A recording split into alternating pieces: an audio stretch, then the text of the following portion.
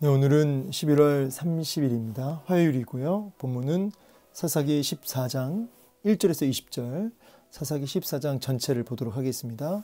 삼손이 딥나에 내려가서 거기서 블레셋 사람의 딸들 중에서 한 여자를 보고 올라와서 자기 부모에게 말하여 이르되, 내가 딥나에서 블레셋 사람의 딸들 중에서 한 여자를 보았사오니 이제 그를 맞이하여 내 아내로 삼게 하소서 하매, 그의 부모가 그에게 이르되, 너의 형제들의 딸들 중에나 내 백성 중에 어찌 여자가 없어서 너가 할례받지 아니한 블레셋 사람에게 가서 아내를 맞으려 하느냐 하니, 삼손이 그의 아버지에게 이르되, 내가 그 여자를 좋아하오니 나를 위하여 그 여자를 데려오소서 하니라. 그때 블레셋 사람이 이스라엘을 다스린 까닭에 삼손이 틈을 타서 블레셋 사람을 치려 함이었으나 그의 부모는 이 일이 여호와께로부터 나온 것인 줄은 알지 못하였더라. 삼손이 그의 부모와 함께 딥나에 내려가 딥나의 포도원에 이른즉 젊은 사자가 그를 보고 소리 지르는지라. 여호와의 영이 삼손에게 강하게 임하니 그가 손에 아무것도 없이 그 사자를 염소 새끼를 찢는 것 같이 찢었으나 그는 자기가 행한 일을 부모에게 알리지 아니하였더라.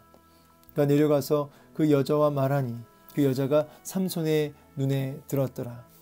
얼마 후에 삼손이 그 여자를 맞이하려고 다시 가다가 돌이켜 그 사자의 죽음을 본즉 사자의 몸에 벌떼와 꿀이 있는지라.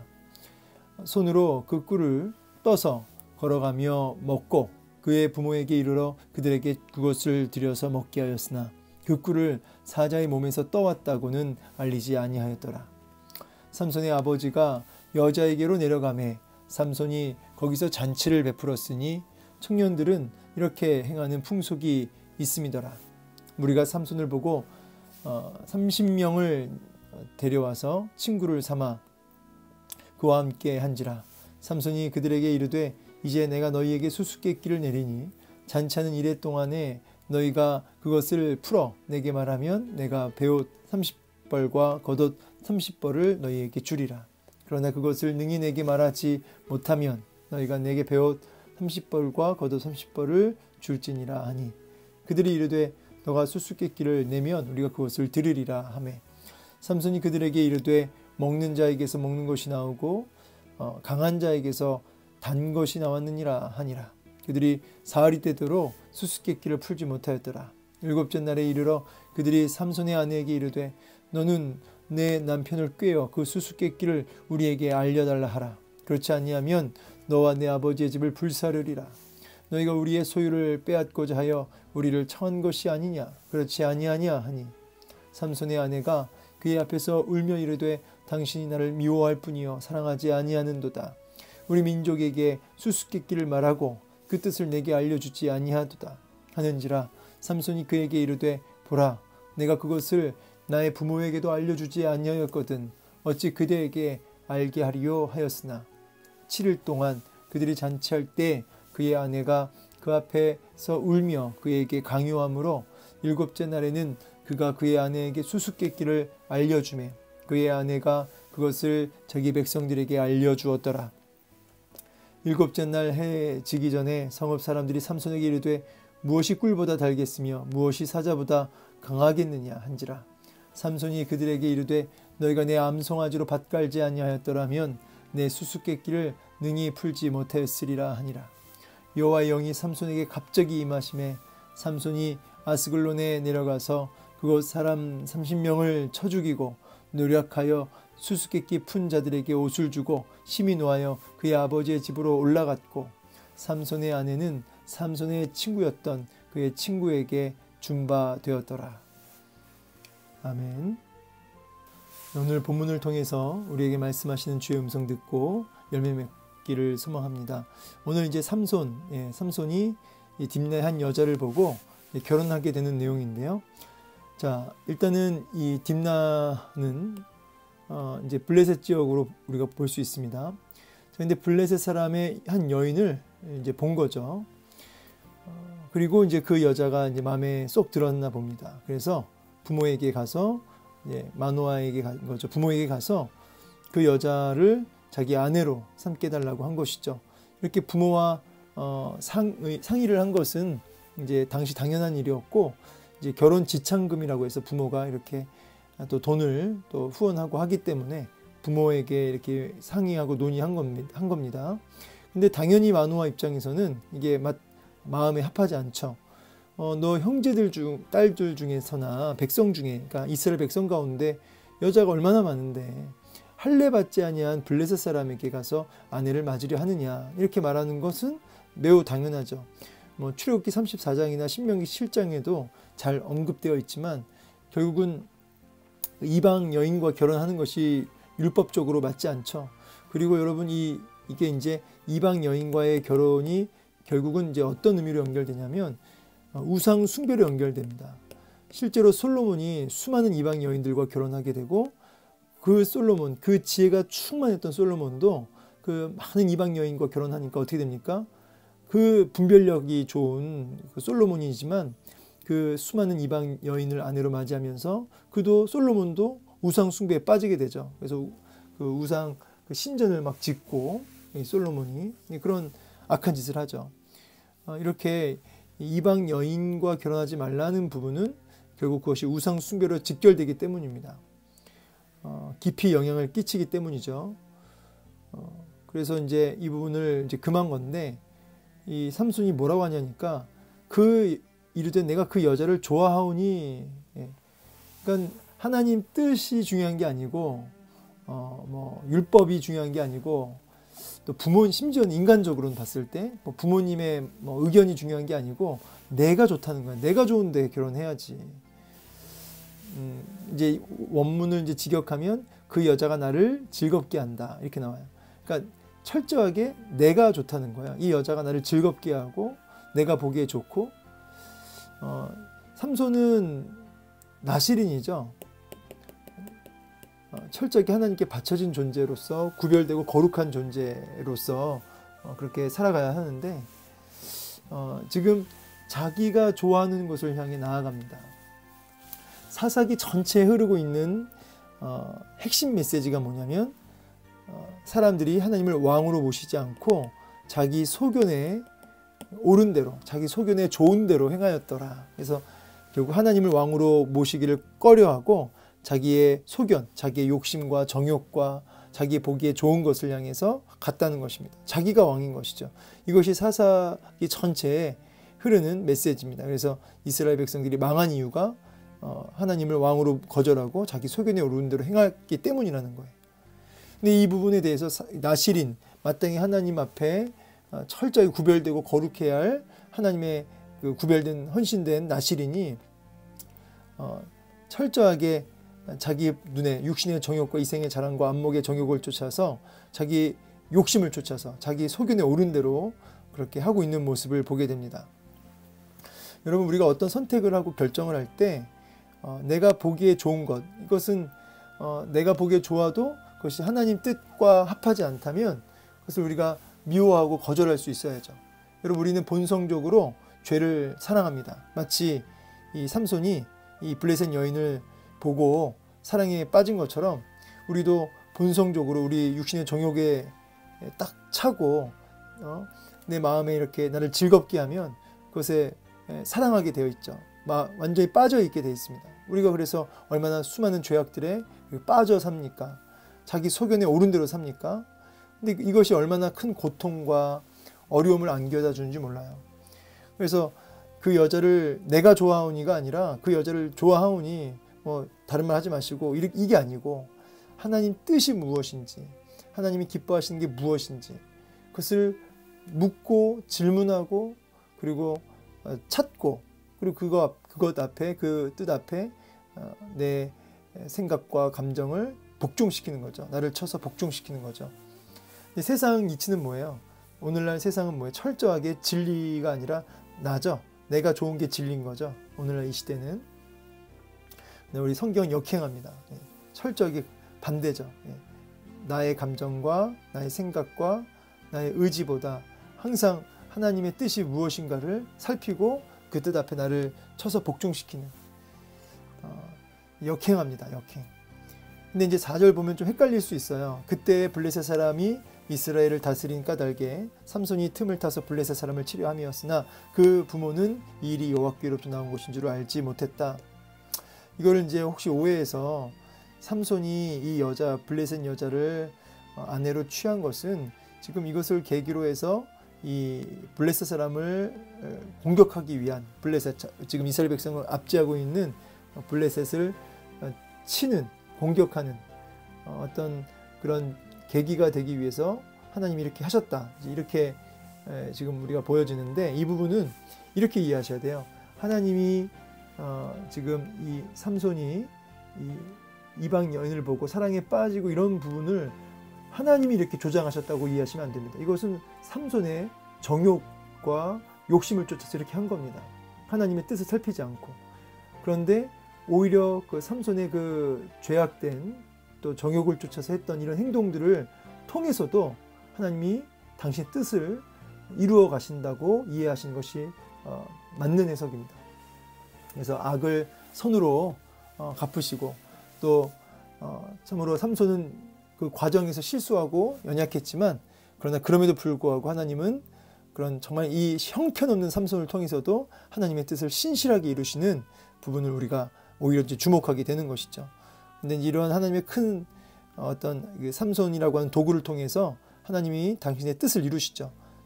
여러분, 이런 맥락에서 한 가지 좀 짚고 갈 것은 뭐냐면, 과정이 있고 결과가 있죠. 결과가 우리는 참 중요한데, 사실은 우리가 이 과정도 참 중요합니다. 특히 이 신앙 안에서는 우리가 하나님 앞에서 하나님 기뻐하시는 방법과 하나님 뜻을 쫓아서 그 과정을 진행해야 되는 거죠.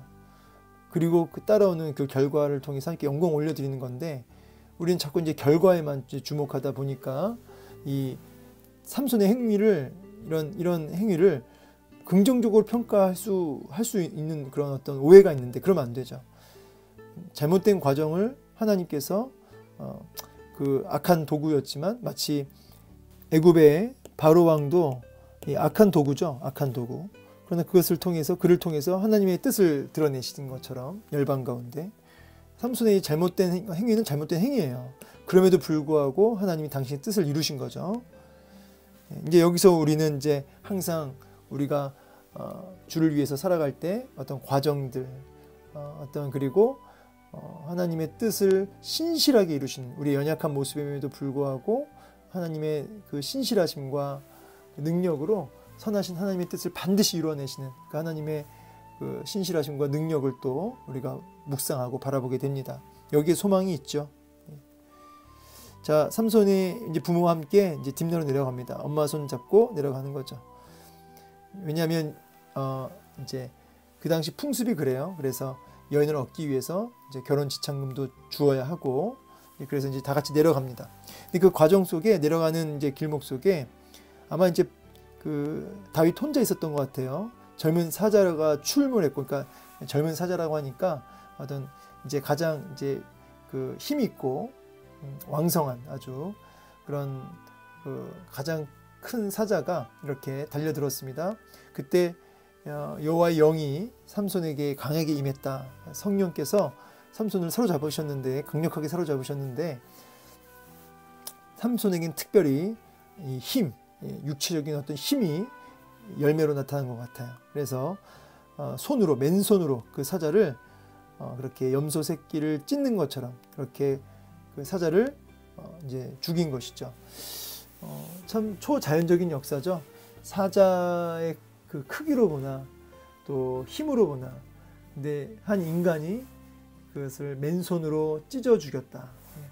이것은 진짜 우리의 어떤 그 상상을 훨씬 더 초월하는 능력이죠. 여호와의 영이 강력하게 삼손을 사로잡은 것이죠. 그래서 이제 여자와 내려가서 이제 여자와 말하고, 그 여자는 삼손의 눈에 들었더라. 하나님의 눈에 들었더라. 이게 아니라 누구 눈에요? 삼손의 눈에. 내 눈에 들었더라. 아니죠. 하나님의 눈에 들어야 되는 거죠. 우리 자녀를 키울 때 부모 눈에 들었더라. 여러분, 그거 전에 하나님 눈에 들었더라. 여기에 여러분의 평가 기준이 바뀌어야 되는 거죠. 얼마 후에 삼손이 여자를 맞이하려고 이제 다시 가다가 돌이켜 이제 시간이 지났고 좀 꽤 지난 것 같아요. 근데 다시 그 여자를 정식으로 이제 맞이하려고 이제 다시 내려갑니다. 딥나로. 그러니까 일종의 앞부분은 약혼 같은 거네. 약혼했고 이제 충분히 살 거처를 마련하고 준비를 다 했기 때문에 이제 그 여자를 이제 아내로 이제 데려오기 위해서 내려간 겁니다. 바로 결혼하는 게 아니고 이렇게 먼저 가서 결혼 지참금도 주고 약혼도 하고 그리고 이제 그 사이에 이제 살 집을 이제 장만을 해야 되는 거죠. 삼손은 이제 그게 다 준비됐다는 거예요. 내려가서 이제 데려오려고 하는데 가는 길목에 그 자기가 죽였던 그 사자의 그 주검에 이제 아마 이제 시간이 지나서 다 이게 말라 비틀어진 것 같아요. 거기에 벌이 이제 벌집을 짓고 이제 그렇게 있었던 겁니다. 그러니까 이제 꿀이 있으니까 그것으로 이제 손으로 그 꿀을 떠서 걸어가면서 먹었다는 거예요. 그리고 부모한테도 그걸 들여서 먹게 했다는 겁니다. 이거는 굉장히 나신인으로서 합당하지 않은 모습이죠. 왜냐하면 이 사체에다가 손을 대면 안 됩니다. 부정해지는 거죠. 이것도 율법에 하나님의 말씀에 하지 말라는 거예요. 하지 말라는 거지만 자기 입에 다니까 그냥 하는 겁니다. 여러분 우리가 문제가 되지 않고 하나님이 바로바로 징계하지 않으시니까 그냥 하나님의 뜻에 벗어난 행동들을 마구마구 해도 아무 문제 없이 살아가니까 그게 괜찮은 것처럼 여겨지는 거죠. 예배 시간에 졸고 우리가 말씀 생활 안 하고 기도 생활 안 하고 전도 생활 안 하고 순종하지 않고 계속 반복적으로 죄를 짓고 우상 숭배하고 그렇게 우리가 아무 거리낌 없이 여러 가지 죄악을 정말 삼손처럼 아무 어떤 위기의식 어떤 두려움 하나님을 향한 두려움 없이 이렇게 죄를 자연스럽게 짓고 있는 모습 삼손 모습 얼마나 자연스럽습니까?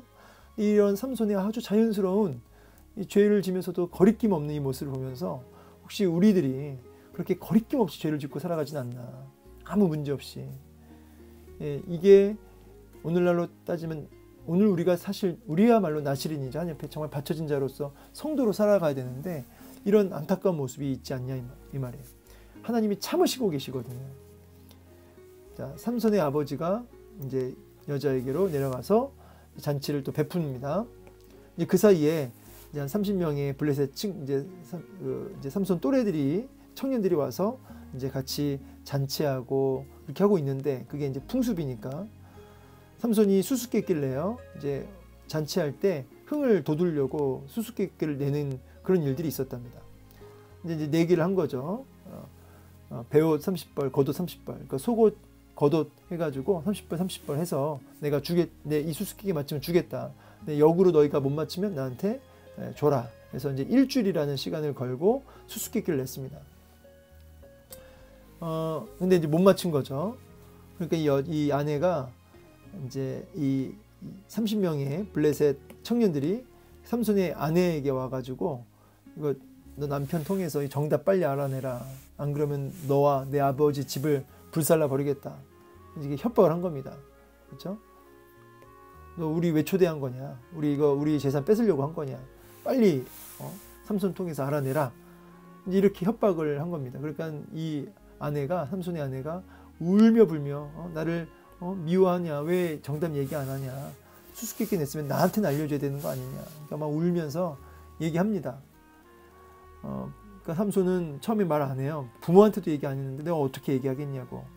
근데 계속 울고 하니까 결국은 얘기해주고 그리고 이제 그 삼손의 아내가 블레셋 그 청년들한테 얘기했습니다. 그래서 정답을 맞추게 되는 거죠.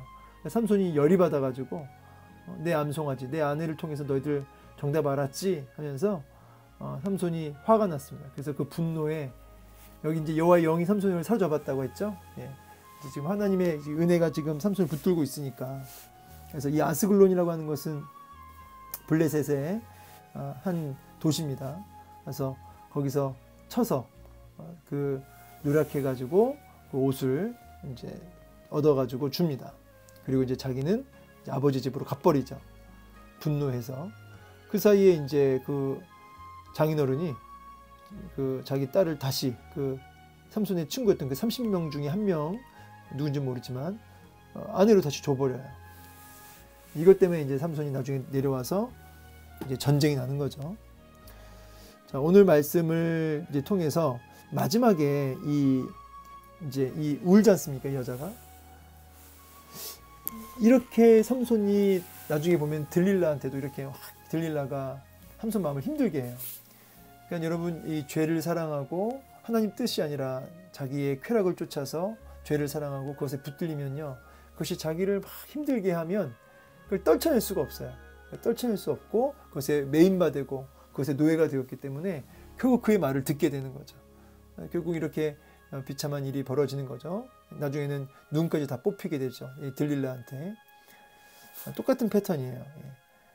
그 마음을 힘들게 하는 거죠. 원칙이 중요한 게 아니고 막 결국 얘기하게 되는, 발설하게 되는, 자기를 힘들게 하니까.